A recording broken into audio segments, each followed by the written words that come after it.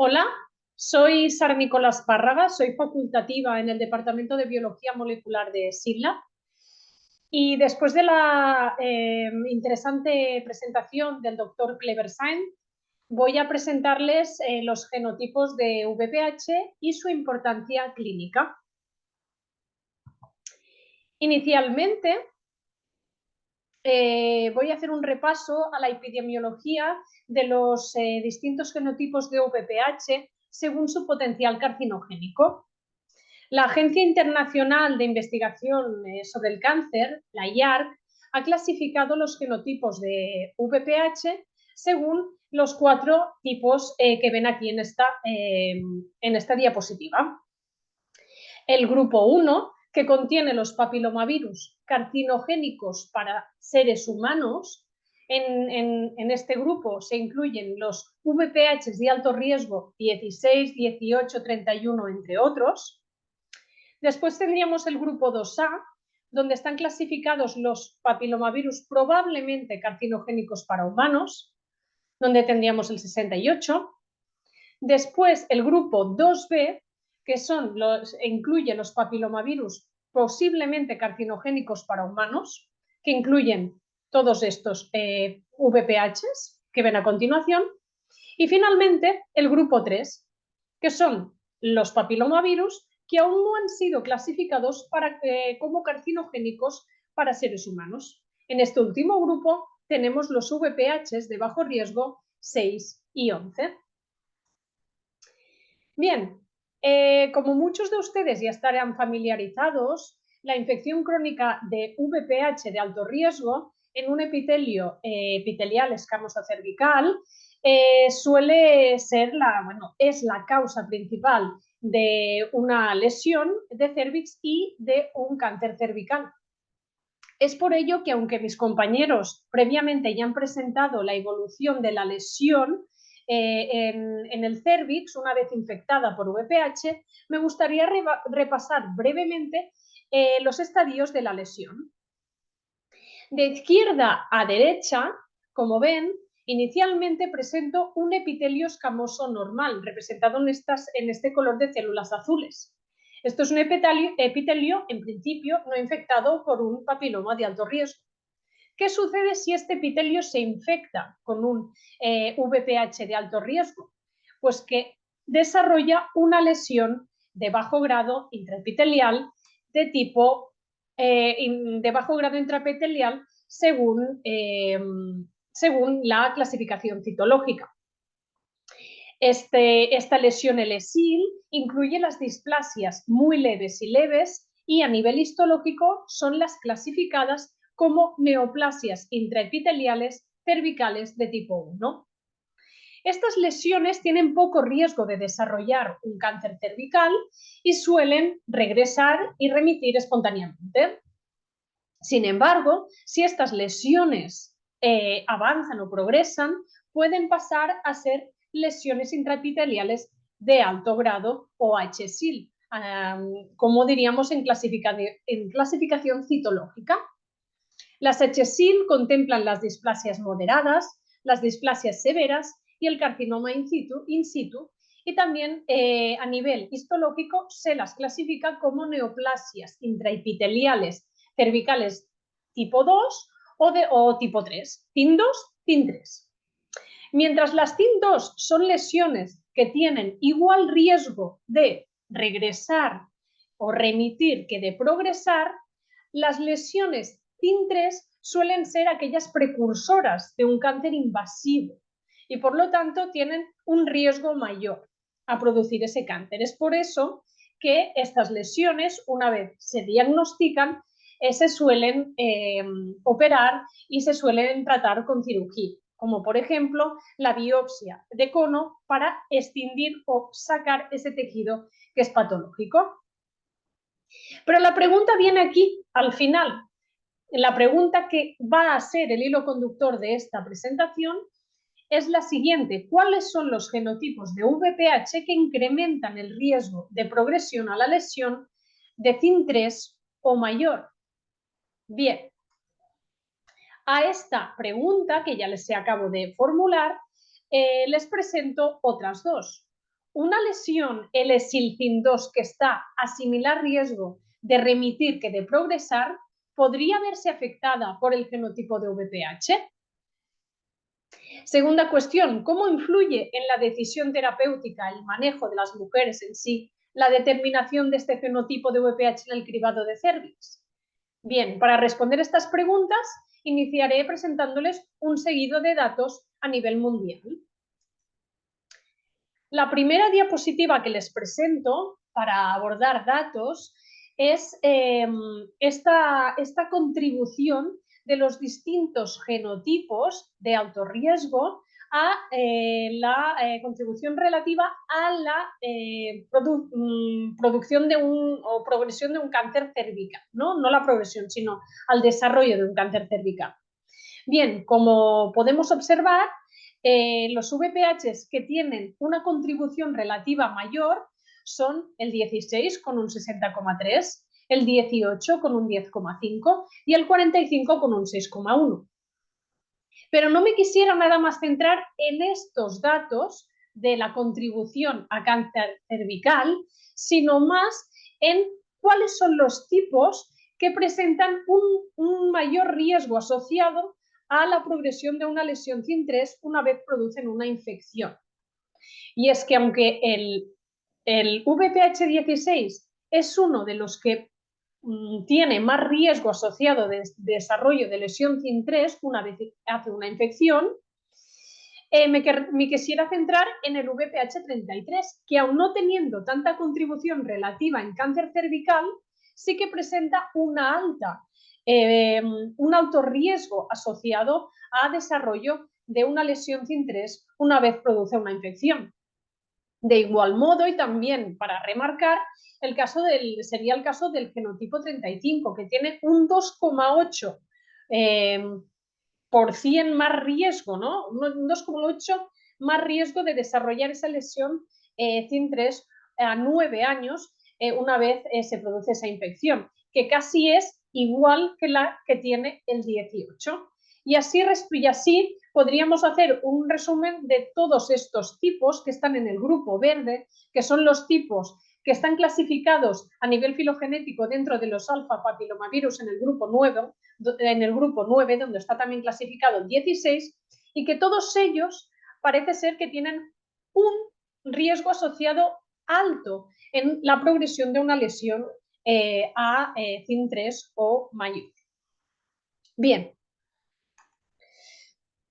El valor del genotipo en lo que sería la asociación a un riesgo de una progresión de una lesión a CIN3 o peor ya se estudió hace 15 años atrás.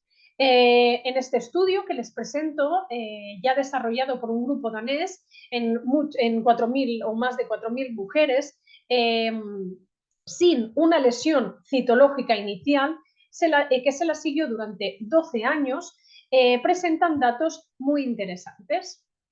Si nos centramos en el primer gráfico, en el VPH16, donde primero explicarles que en el eje de las X se presenta una línea de seguimiento a 12 años, es decir, el seguimiento de esas lesiones a tiempo 12 años, y en el eje de las Y se presenta el riesgo absoluto de desarrollo de la lesión CIN3 o peor en porcentaje. ¿Qué vemos para VPH16? Pues que en el inicio, en esos 5 años iniciales, parece tener un riesgo muy alto. A los 5 años presenta ya un riesgo del 10%, un riesgo asociado de desarrollo de CIN3 de un 10%, siendo mucho ya mayor a partir del quinto, el sexto, el séptimo año y llegando al año 12 de ese riesgo incrementado de desarrollar una lesión CIN3 o peor. Cuando esta misma pregunta y estos mismos datos se abordan para el 18, el 31 y el 33, la progresión hasta el quinto año, más o menos, es muy similar, es decir, que tanto 18, 31 y 33 parecen tener un riesgo asociado de desarrollo de CIN3 o peor, muy alto, llegando casi al 10%. Y después teniendo una pendiente un poquito menos pronunciada, pero también presentando hasta 12 años riesgos bastante elevados y significativos, llegando hasta al 15%. Sin embargo, cuando se abordó la pregunta para tipos que no eran 16, 18, 31 y 33, esos riesgos se veían bastante disminuidos. No obstante, por ejemplo, una mujer que inicialmente se le detecta un VPH negativo, si se le volviera a seguir a los 5 años y la encontráramos en este punto y fuera VPH positiva, entonces aquí incrementaría su riesgo de desarrollo de una lesión CIN3 o peor. Entonces, para estas mujeres que no tienen una lesión inicial a nivel citológica, pero que ya parece que, pero que están diagnosticadas con un genotipo 16, 18, 31 y 33, es la importancia de estos datos es cómo se manejan los genotipos y cómo estos afectan a ese trato de la mujer, a ese manejo en el cribado de la mujer y cómo ésta va a derivar o no a colposcopia. Estos estudios en mujeres con citologías negativas se han estudiado recientemente. Por ejemplo, este estudio de Jesper Bond y su equipo de investigación abordan la misma pregunta, es decir, ¿cuál es el riesgo asociado de desarrollo de una lesión CIN3 en mujeres que no presentan lesión? Este estudio, esta revisión sistemática, se hizo incluyendo 8 estudios distintos, que los tenemos aquí representados en la parte inferior. Estos estudios se representan en distintos colores a distinto tiempo. Como pueden ver, tiempo BL baseline, 16, 18, 36, 48, 96 y 136 meses. Cada estudio en los gráficos se representa en distintos colores que definen una línea de tendencia para cada uno de los genotipos. En el eje de las X se representa el tiempo, los periodos de tiempo de seguimiento, baseline, 50 meses, 100 meses y 150 meses, y en el eje de las Y se representa el riesgo asociado de desarrollo de esta lesión CIN3 o mayor. En resumen, ¿qué podemos ver? Pues que el VPH16 es el que presenta mayor riesgo de una progresión de lesión CIN3 o mayor, presentando a nivel basal un riesgo casi del 10% y llegando casi a un 25 o pasado ese 25 a los 150 meses. Pero el mismo patrón se sigue por el 31, que es un genotipo que también parece tener una tendencia muy similar, el 18, el 33 y el 58. Sin embargo, para estas mujeres sin lesión, el riesgo de desarrollo de una lesión CIN3 para el 52, el 45, el 35, el 39, el 68, el 51, el 56, el 59, el 66 era bastante menor, teniendo líneas de tendencia muy cortas y de pendiente opuesta. Sin embargo, cuando estos investigadores abordaban la misma pregunta, incluyendo inicialmente ya mujeres con cualquier resultado citológico, esas líneas, ¿no?, dependiente de riesgo al desarrollo de CIN3 siempre subían, siempre eran más pronunciadas y para todos los tipos, no nada más para el 16, el 31 y el 18. Por ejemplo, el 52 también tenía una línea positiva, una pendiente que iba increciendo a medida que pasaba el tiempo, igual el 45 y el resto. Sin embargo, quiero remarcarles que igualmente los VPH 16, 31, 18 y 33, entre otros, eran los que más riesgo asociado tenían de desarrollar esta lesión CIN3. Si me centro, por ejemplo, en el 16, tenía un riesgo inicial de más del 10% y a 150 meses tenía un riesgo de más del 30% de desarrollar esta lesión CIN3 o mayor. Bien, Es por eso que después de todos estos datos que les estoy presentando, le estoy dando mucha importancia al genotipo del VPH como valor en el manejo clínico de las mujeres. Es por eso que les presento esta tabla que está en las guías de la Asociación de Patólogos de Patología y Colposcopia en Cáncer Cervical, donde me quisiera centrar en las celdas marcadas en rojo. Por ejemplo, en las mujeres, estas son las guías, perdón, españolas, las mujeres con citología HSIL, ASCUS, HAI, con también una patología ASCUS en las células glandulares, AIS o carcinoma, ya per se, sin ninguna prueba de VPH, tienen un riesgo inmediato de HSIL FIN3 de más del 25%. Por tanto, se derivan a colposcopia. También las VPH 16-18 con citología ASCUS y LSIL tienen un riesgo inmediato de más del 10%, entre un 10 y un 25% de desarrollo de esta lesión de alto grado y por lo tanto se les deriva a colposcopia. Asimismo, las que tienen VPH 16-18 y citología negativa, es decir, que aquí ya se están centrando nada más en el genotipo, también las derivan a colposcopia, ya que tienen un riesgo de desarrollo de una HSIL FIN3 de un 5-10%. Pero el punto más importante para mí es este de aquí, que es que VPHs no 16 y no 18, no genotipados, pero que no son ni 16 ni 18, juntamente con una citología ASCUS o LSIL, también son mujeres que en el cribado ya se derivan a colposcopia. Este punto es muy importante porque la guía española no tipifica estos tipos, pero sí que hay otras guías de los países europeos del norte que ya tipifican y ya estratifican estas mujeres. Las mujeres con ASCUS positivos y otros papilomavirus 31, 33 y 52, en lugar de seguirlas al año, ya directamente las derivan a colposcopia. Y este es un punto muy importante. Es por ello que aquí quiero centrarme realmente en la importancia del genotipo.